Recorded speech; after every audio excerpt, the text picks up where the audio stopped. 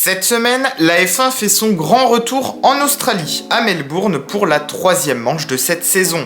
La F1 dans le pays des kangourous, c'est une grande histoire d'amour, et c'est souvent d'ailleurs la grande fête. Justement, replongeons-nous sur ce circuit de l'Albert Park ensemble. Avant de continuer cette vidéo, n'oublie pas de t'abonner à la chaîne, c'est encore le meilleur moyen de me soutenir, et tu pourras comme ça être au courant de tout mon futur contenu. Allez, c'est parti, on démarre. Le tracé va connaître pas mal d'évolutions. Beaucoup de tronçons seront modifiés cette saison dans le but de rendre la piste plus rapide. Les virages 1 et 2 seront élargis avec une vitesse de passage accrue d'environ une quinzaine de km/h. Même chose au virage 3 et 6, un élargissement pour proposer une nouvelle ligne de course pour offrir plus de possibilités de dépassement. Et là, le principal changement se situe ici, au virage 9 et 10. Fini la chicane, désormais cet enchaînement sera principalement en ligne droite, sur près d'1,3 km, permettant d'atteindre des vitesses d'environ 330 km/h. Reste à savoir si cela créera une zone de DRS supplémentaire avant la chicane des 11 et 12, qui sera elle toujours d'actualité. Dernière modification au niveau du virage 13 qui sera élargi de plus de 3 mètres, là aussi pour favoriser des batailles en piste. Pour terminer, la voie des stands a été élargie, rendant les arrêts au stand moins pénalisants.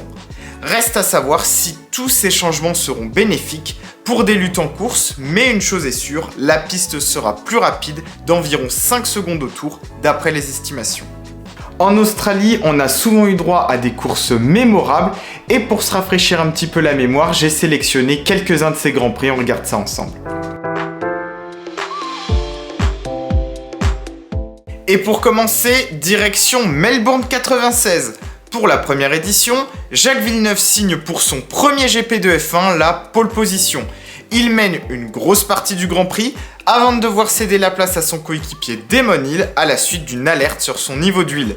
Il finira quand même deuxième, ce qui est déjà un magnifique résultat.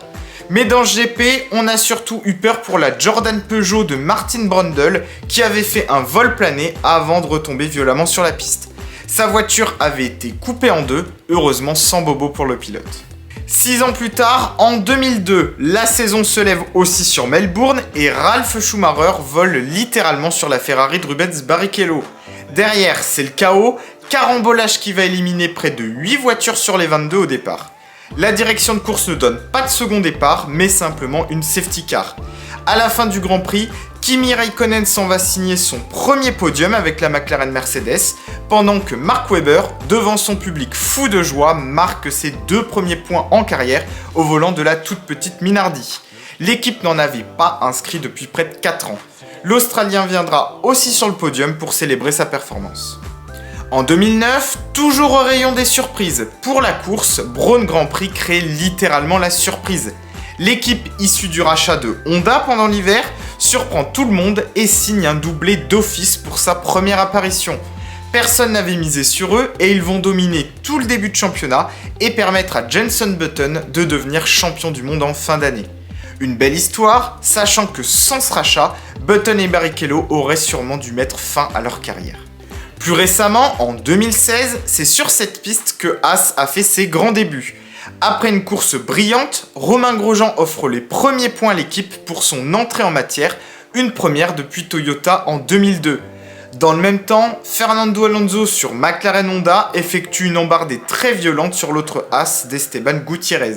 Il heurte le muret, puis effectue une série de tonneaux et retombe sur le toit de sa voiture. Il sort indemne mais sonné. L'accident d'ailleurs provoquera aussi un drapeau rouge. Après 2 grands prix disputés, les forces en présence commencent à se définir. Red Bull et Ferrari vont sûrement être les 2 équipes à battre, avec une monoplace à l'aise sur 2 circuits bien différents comme Bahreïn et Jeddah. Charles Leclerc montre comme d'habitude sa pointe de vitesse, sa fougue, mais aussi sa maîtrise. Max Verstappen est toujours au niveau et va évidemment essayer de rattraper son retard. Sergio Pérez s'est montré très rapide et Carlos Sainz va travailler avec acharnement pour se mettre au niveau de son coéquipier. Mercedes se montre pour sa part assez inconstante, mais semble dominer quand même le reste du peloton, emmené ensuite par un petit paquet de voitures composé d'Alfa Romeo, Haas, mais aussi Alpine et plus ou moins AlphaTauri. McLaren a un petit peu redressé la barre à Jeddah et va tenter de poursuivre sur sa lancée. Enfin, Aston Martin et Williams déçoivent et sont en difficulté. Sébastien Vettel fera son grand retour ce week-end et voudra sûrement bien faire. Mais Melbourne, c'est un circuit atypique qui en plus a été passablement modifié, alors est-ce que les cartes seront redistribuées? Réponse ce week-end. Et bien voilà, c'est fini pour cette petite preview, j'espère qu'elle t'a plu. Si c'est le cas, n'oublie pas le like, le partage et l'abonnement, c'est important. Nous on se retrouve comme d'habitude juste après le Grand Prix pour faire un petit débrief ensemble. D'ici là, à très vite sur la chaîne, à bientôt.